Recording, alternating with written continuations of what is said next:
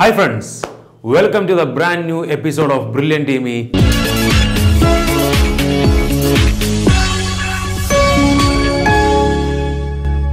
നമ്മൾ കഴിഞ്ഞ ക്ലാസ്സിൽ നോക്കിയത് RRB പോലുള്ള ഗ്രൂപ്പ് ഡി എക്സാമിനേഷനുള്ള പാർട്ട് 1 ആണ്. അതായത് ജനറൽ സയൻസിലെ രസതന്ത്രം എന്ന ഭാഗത്തിലെ വളരെ പ്രധാനപ്പെട്ട ഒരു ഭാഗമായിരുന്നു അന്ന് നോക്കിയിരുന്നത്.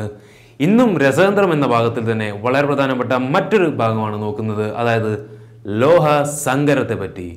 ലോഹ സങ്കരത്തെ പറ്റി പറയുന്നതിന് മുമ്പ് നിങ്ങൾ ഈ ചാനൽ ആദ്യമായിട്ടാണ് കാണുന്നതെങ്കിൽ ഇതൊന്ന് സബ്സ്ക്രൈബ് ചെയ്യാൻ ശ്രമിക്കുക. സബ്സ്ക്രൈബ് ബട്ടനോട് ചേർന്ന് നിൽക്കുന്ന ആ ബെൽ ബട്ടൺ കൂടി എനേബിൾ ചെയ്താൽ ഞങ്ങൾ അപ്ലോഡ് ചെയ്യുന്ന വീഡിയോസ് എല്ലാം യഥാസമയം നിങ്ങൾക്ക് എത്തിച്ചേരുന്നതായിരിക്കും. So let's come to the point. RRB group D RPF പോലുള്ള എക്സാമിനേഷന് സ്ഥിരമായി ചോദിക്കുന്ന ഒരു ചോദ്യ വിഭാഗമാണ് ഈ ലോഹ സങ്കരങ്ങളും ഘടക ലോഹങ്ങളും പ്രധാന ഉപയോഗങ്ങളും. അവയുടെ പ്രധാനപ്പെട്ട ഉപയോഗങ്ങളും ഏതൊക്കെയാണെന്ന് സ്ഥിരമായി RRB ഗ്രൂപ്പ് ഡി RPF പോലുള്ള എക്സാമിനേഷന് സ്ഥിരമായി ചോദിക്കുന്ന ചോദ്യ വിഭാഗങ്ങളുമായിട്ടാണ് ഞാൻ ഇന്ന് വന്നിരിക്കുന്നത്. അതിലെ ലോഹ സങ്കരങ്ങളും നിങ്ങൾ കേട്ടിട്ടുണ്ടാവും. Invar, nichrome, type metal, gun metal, ഇങ്ങനെയൊക്കെ നിങ്ങൾ പേരുകൾ ക്വസ്റ്റ്യൻ പേപ്പറിൽ കണ്ടിട്ടുണ്ടാവും. ഇതൊക്കെ എന്താണെന്ന് പലർക്കും കൺഫ്യൂഷനാണ്. അതായത് ഇവയിൽ ഇറങ്ങിയിട്ടുള്ള ഘടക ലോഹങ്ങൾ ഏതൊക്കെയാണ്, അതുപോലെ തന്നെ ഇവയുടെ പ്രധാനപ്പെട്ട ഉപയോഗങ്ങൾ, ഇതൊക്കെ പലർക്കും പല കൺഫ്യൂഷൻ ഉണ്ടാക്കുന്ന ടോപ്പിക്കുകളാണ്. അപ്പൊ അതിലേക്കാണ് നടക്കുന്നത്. ആദ്യത്തെ അലോയ് അല്ലെങ്കിൽ ലോഹ സങ്കരത്തെ പറ്റി പറയുമ്പോൾ ഇൻവാറിൽ നിന്ന് നമുക്ക് തുടങ്ങാം. അതായത് പെൻഡുലം, അളവ് ഉപകരണങ്ങൾ, ഇതൊക്കെ ഉണ്ടാക്കാൻ വേണ്ടി ഉപയോഗിക്കുന്ന ലോഹ സങ്കരം ഏതെന്ന ചോദ്യം വന്നേക്കാം. അത് ഇൻവാർ ആണ്. എന്നാൽ ഏറ്റവും കൂടുതൽ ഈ അലോയ്സ് അല്ലെങ്കിൽ ലോഹ സങ്കരങ്ങളെ പറ്റി ചോദിക്കുന്നത് ഇതിലെ പ്രധാനപ്പെട്ട ലോഹ ഘടകങ്ങളെ പറ്റിയാണ്. ലോഹ ഘടകങ്ങളെ പറ്റി അല്ലെങ്കിൽ ഘടക ലോഹങ്ങളെ പറ്റിയാണ്. ഇൻവാറിൽ അടങ്ങിയിരിക്കുന്ന ലോഹങ്ങളാണ് അയേണും നിക്കലും. ഓർത്തു വയ്ക്കുക, അയേണും നിക്കലുമായ പ്രധാനപ്പെട്ട രണ്ട് ലോഹങ്ങളാണ് ഈ ഇൻവാർ എന്ന ലോഹ സങ്കരത്തിൽ അടങ്ങിയിട്ടുള്ളത്. ഇതിന് പ്രധാനപ്പെട്ട ഉപയോഗം നിങ്ങൾ ഓർത്തു വയ്ക്കുക. പെൻഡുലം, അതുപോലെ തന്നെ മറ്റ് അളവ് ഉപകരണങ്ങൾ, ഇതൊക്കെ ഉണ്ടാക്കാൻ വേണ്ടി ഉപയോഗിക്കുന്ന ഒരു പ്രത്യേകതരം ലോഹ സങ്കരമാണ് നമ്മൾ പറഞ്ഞ ഇൻവാർ. പ്രത്യേകിച്ച് കെമിസ്ട്രി, ഫിസിക്സ് ലാബുകളിൽ ഏറ്റവും കൂടുതൽ ഉപയോഗിക്കുന്ന മെഷറിംഗ് ഡിവൈസ്, അളവ് ഉപകരണങ്ങൾ ഏറ്റവും കൂടുതൽ ഉപയോഗിക്കുന്നത് ഈ ഇൻവാർ എന്ന ലോഹ സങ്കരമാണ്. ഇനി അടുത്തതിലേക്ക് കടക്കുമ്പോൾ നിക്രോം. വളരെയധികം റിപ്പീറ്റ് ചെയ്ത് ചോദിക്കുന്ന ചോദ്യമാണ് നിക്രോമിനെ പറ്റി. മൂന്ന് ലോഹ ഘടകങ്ങളാണ് നിക്രോം എന്ന ലോഹ സങ്കരത്തിൽ അടങ്ങിയിട്ടുള്ളത്. Nickel, iron, chromium. അതുകൊണ്ട് തന്നെയാണ് നിക്രോം എന്ന പേര് വന്നത്. നിക്കലിന്റെ സിമ്പിളായ Ni, അയണിന്റെ സിമ്പിളായ Fe, ക്രോമിയത്തിന്റെ സിമ്പിളായ Cr. അതുകൊണ്ട് തന്നെ നിക്രോം എന്ന പേരിൽ അറിയപ്പെടുന്നു എന്ന കാര്യം നിങ്ങൾ ഓർത്തു വയ്ക്കുക. മറ്റൊന്ന്, ഇത് ഏറ്റവും കൂടുതൽ ഉപയോഗിക്കുന്നത് ഹീറ്റിംഗ് ഫിലമെന്റുകളിൽ. അതായത് ഹീറ്റിംഗ് ഫിലമെന്റുകൾ ഉണ്ടാക്കാൻ വേണ്ടി ഏറ്റവും കൂടുതൽ ഉപയോഗിച്ച് വരുന്ന ലോഹ സങ്കരം ഏതെന്ന് ചോദ്യം വരാം. അതിൽ ഉപയോഗിക്കുന്ന ലോഹ ഘടകങ്ങൾ ഏതെന്ന് ചോദ്യം വന്നേക്കാം. അപ്പോൾ ഹീറ്റിംഗ് ഫിലമെന്റുകൾ ഉണ്ടാക്കാൻ ഉപയോഗിക്കുന്ന ലോഹ സങ്കരമാണ് നിക്രോം. അതിൽ അടങ്ങിയിരിക്കുന്ന ലോഹങ്ങൾ നിക്കൽ, അയൺ, പിന്നെ ക്രോമിയം. തെറ്റാതെ നിങ്ങൾ ഓർത്തു വയ്ക്കുക. മറ്റൊന്നാണ് phosphor bronze, type metal, sterling silver, നാണയ സിൽവർ എന്നീ പേരുകളൊക്കെ നിങ്ങൾ കേട്ടിട്ടുണ്ടാവും. എന്താണ് ഇതൊക്കെ? ആദ്യം ടൈപ്പ് മെറ്റൽ എന്ന് തുടങ്ങാം. 4 ലോഹ ഘടകങ്ങൾ അടങ്ങിയിട്ടുള്ള ഒരു ലോഹ സങ്കരമാണ് ടൈപ്പ് മെറ്റൽ. വളരെ പ്രധാനപ്പെട്ടാണ്. 4 ഘടക ലോഹങ്ങൾ. ഏതൊക്കെയാണ് ആ ലോഹങ്ങൾ നോക്കാം. ഒന്നാമത്തേത് കോപ്പർ, രണ്ടാമത്തേത് ലെഡ്, മൂന്നാമത്തേത് ടിൻ, പിന്നെ ആന്റിമണി. ഈ 4 ലോഹങ്ങൾ ചേർന്ന് അടങ്ങിയ ഒരു ലോഹ സങ്കരത്തെ പറയുന്ന പേരാണ് ടൈപ്പ് മെറ്റൽ. ഒരിക്കൽ കൂടി പറയാം. Copper, lead, tin and antimony. അതൊക്കെയാണ് ലോഹ സങ്കരങ്ങളിൽ ഉപയോഗിക്കുന്ന, ടൈപ്പ് മെറ്റൽ എന്ന ലോഹ സങ്കരത്തിൽ ഉപയോഗിക്കുന്ന പ്രധാനപ്പെട്ട ലോഹങ്ങൾ. ഇനി ഇവയുടെ ഉപയോഗങ്ങൾ വിവിധതരം ടൈപ്പുകൾ ഉണ്ടാക്കാൻ ഉപയോഗിക്കുന്നു എന്നാണ് ഇതിന്റെ സവിശേഷമായ ഗുണം. വിവിധതരം ടൈപ്പുകളുടെ നിർമ്മാണത്തിന് ഉപയോഗിക്കുന്ന ലോഹ സങ്കരം. അതിന്റെ പേരിൽ തന്നെയുണ്ട് ടൈപ്പ് മെറ്റൽ. വിവിധതരം ടൈപ്പുകൾ ഉണ്ടാക്കാൻ ഉപയോഗിക്കുന്ന മെറ്റൽ അല്ലെങ്കിൽ ലോഹ സങ്കരമാണ് ഈ ടൈപ്പ് മെറ്റൽ. അതിലെ ഘടകങ്ങൾ ഏതൊക്കെയാന്ന് നോക്കാം. Copper, lead, tin, antimony. 4 എണ്ണമാണെന്ന് പ്രത്യേകം ഓർത്തു വയ്ക്കുക. അതുപോലെ മറ്റൊന്നാണ് ബ്രോൺസ് അല്ലെങ്കിൽ വെങ്കലം എന്ന് പറയുമ്പോൾ. ഫോസ്ഫർ ബ്രോൺസ് എന്ന് വെച്ചാൽ എന്താണ്? അതിൽ അടങ്ങിയിരിക്കുന്ന ലോഹ ഘടകങ്ങൾ, അതിന്റെ ഉപയോഗം എവിടെയാണ് ഉപയോഗിച്ച് വരുന്നത് എന്ന കാര്യം നമുക്ക് നോക്കേണ്ടതുണ്ട്. ഫോസ്ഫർ ബ്രോൺസിലെ അടങ്ങിയിരിക്കുന്ന ലോഹങ്ങൾ ഏതൊക്കെയാന്ന് ചോദ്യം വന്നേക്കാം. അത് കോപ്പർ, ടിൻ, ഫോസ്ഫറസ്. ഫോസ്ഫർ എന്ന പേരിൽ തന്നെയുണ്ട് ഫോസ്ഫറസ് ഉണ്ടാവും. പിന്നെ അത് കൂടാതെ, ഫോസ്ഫറസ് കൂടാതെ കോപ്പറും പിന്നെ ടിന്നുമാണ് പ്രധാനമായി ലോഹങ്ങളായിട്ട് കാണപ്പെടുന്നത്. ഇത് ഏറ്റവും കൂടുതൽ ഉണ്ടാക്കാൻ ഉപയോഗിക്കുന്നത് സ്പ്രിങ്ങുകൾ, സ്പ്രിങ്ങുകളുടെ നിർമ്മാണത്തിന് ഏറ്റവും കൂടുതൽ ഉപയോഗിക്കുന്ന ലോഹ സങ്കരം ഏതെന്ന് നിരവധി തവണ വന്നിട്ടുണ്ട്. RRB ഗ്രൂപ്പ് ഡി പോലത്തെ എക്സാമിനേഷനും RPF പോലത്തെ എക്സാമിനേഷനും ഇനിയും പ്രതീക്ഷിക്കാം. അപ്പോൾ ഫോസ്ഫർ ബ്രോൺസിൽ അടങ്ങിയിരിക്കുന്ന പ്രധാനപ്പെട്ട ലോഹങ്ങൾ ഏതെന്ന് ചോദിച്ചാൽ കോപ്പർ, ടിൻ, ഫോസ്ഫറസ്. എവിടെയാണ് ഉപയോഗിക്കുന്നത്? സ്പ്രിങ്ങുകൾ നിർമ്മിക്കാൻ.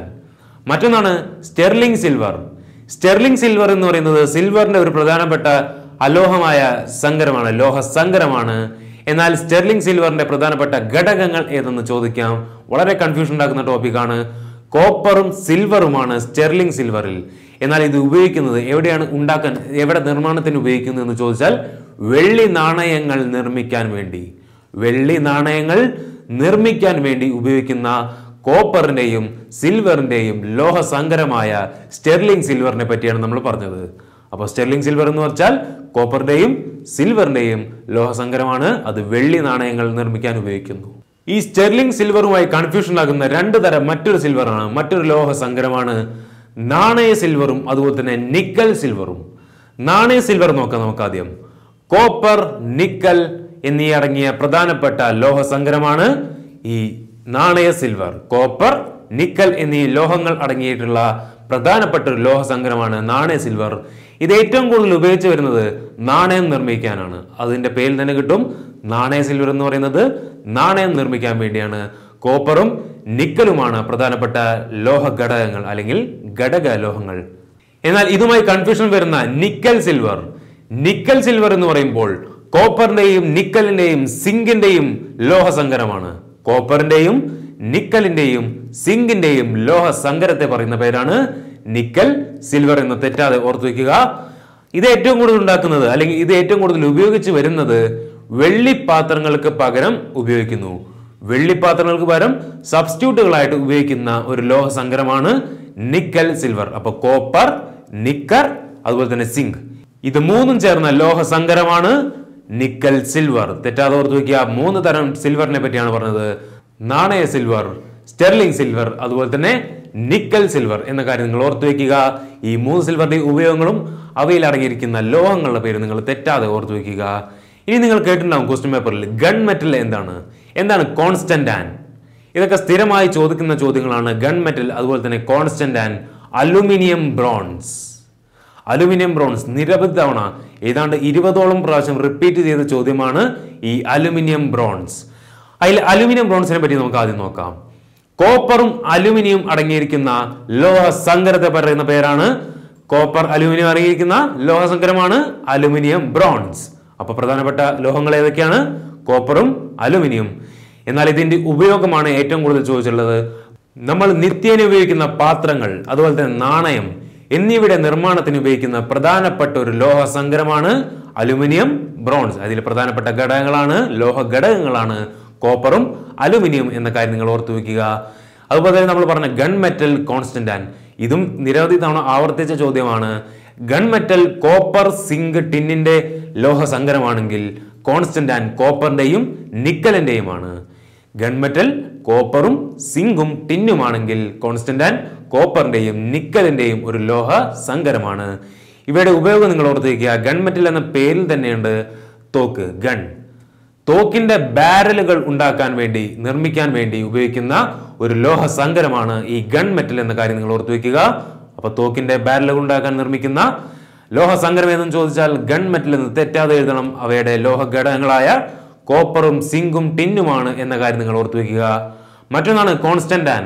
കോൺസ്റ്റന്റ് ആൻ അടങ്ങിയിരിക്കുന്ന പ്രധാനപ്പെട്ട ലോഹ ഘടകങ്ങളാണ് നമ്മൾ പറഞ്ഞത് കോപ്പറും നിക്കലും. എന്നാൽ ഇത് ഏറ്റവും കൂടുതൽ ഉപയോഗിച്ച് വരുന്നത്, അതായത് വൈദ്യുതോപകരണങ്ങൾ ഏറ്റവും കൂടുതൽ ഉണ്ടാക്കാൻ നിർമ്മിക്കുന്ന ലോഹ സങ്കരം ഏതെന്ന് നിരവധി തവണ ആവർത്തിച്ച ചോദ്യമാണ്. അത് കോൺസ്റ്റന്റ് ആൻ ആണ്. നിങ്ങൾ തെറ്റാതെ ഓർത്തിരിക്കുക. അതിലെ ലോഹ ഘടകങ്ങളുടെ പേരും ഓർത്തിരിക്കുക. അപ്പൊ നമ്മൾ ഇന്നത്തെ സെഷനിൽ പങ്കുവച്ചത് വളരെ പ്രധാനപ്പെട്ട രസതന്ത്രത്തിലെ ലോഹ സങ്കരങ്ങൾ എന്ന് പറയുന്ന അലോയ്സ് എന്ന് പറയുന്ന സെഷനെ പറ്റിയാണ്. അതിൽ പ്രധാനപ്പെട്ട ഒരു 10ഓളം അലോയും അതുപോലെ തന്നെ അതിൽ അടങ്ങിയിരിക്കുന്ന ലോഹ ഘടകങ്ങളും അവയുടെ ഉപയോഗങ്ങളുമാണ് നമ്മൾ പറഞ്ഞത്. ഇതൊക്കെ നിങ്ങൾ തെറ്റാതെ വളരെ വ്യക്തമായി തന്നെ ഓർത്തു വയ്ക്കുക. നിരന്തരം ആവർത്തിക്കുന്ന ചോദ്യങ്ങളാണ്. അതിൽ തന്നെ constant an, aluminium bronze, nichrome, invar, ഇതൊക്കെ വളരെ പ്രധാനപ്പെട്ടതാണ്. ഏതൊരു എക്സാമിനേഷനും ചോദിക്കുന്ന ചോദ്യങ്ങളാണ്. അപ്പോൾ ഈ വീഡിയോ നിങ്ങൾക്ക് തീർച്ചയായും ഇഷ്ടപ്പെട്ടു എന്ന് വിചാരിക്കുന്നു. ഇഷ്ടപ്പെട്ടെങ്കിൽ ഒന്ന് ലൈക്ക് ചെയ്യുക, ഇഷ്ടപ്പെട്ടെങ്കിൽ ഡിസ്ലൈക്ക് ചെയ്യാനും മറക്കരുത്. മറ്റൊന്ന്, നിങ്ങളുടെ വിലയേറിയ അഭിപ്രായങ്ങൾ കമന്റ് ആയിട്ട് രേഖപ്പെടുത്തുക.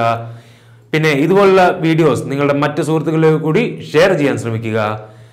അപ്പോൾ ഇതുപോലത്തെ വ്യത്യസ്തമായ ക്ലാസ്സുകൾ ഇപ്പോൾ മൈ എക്സാം എന്ന് പറയുന്ന ഞങ്ങളുടെ ആപ്ലിക്കേഷൻ ലഭ്യമാണ്. ചെറിയൊരു ഫീസ് അടിച്ച് താല്പര്യമുള്ളവർക്ക് ചേരാം. കോഴ്സ് ഡീറ്റെയിൽസിനായിട്ട് 7025008916 എന്ന വാട്സാപ്പ് നമ്പറിലേക്ക് മെസ്സേജ് അയക്കുകയോ വിളിക്കുകയോ ചെയ്താൽ നിങ്ങൾക്ക് ലഭ്യമാകുന്നതായിരിക്കും. അപ്പോൾ ഇതുപോലെ മറ്റൊരു വ്യത്യസ്തമായ ടോപ്പിക്കുമായി ഞാൻ വീണ്ടും വരുന്നതായിരിക്കും. അതുവരേക്കും this is Nitin signing out. Bye for now.